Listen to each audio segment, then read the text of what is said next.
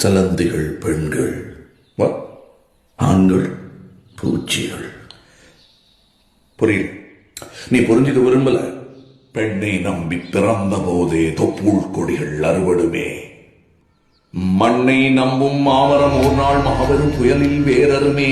உன்னை நம்பும் உறுப்புகள் கூட ஒரு பொழுது உன்னை கைவிடுமே. இது பெண்ணை மட்டும் நம்பும் நம்பகம் பிணநாள் வரையில் பின்வருமா? கவிதை நல்லா இருக்கு. நீங்க எழுதுனதா?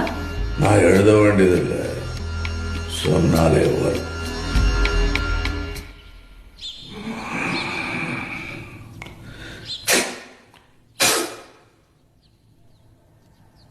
என்னையே பேச வச்சுட்டா.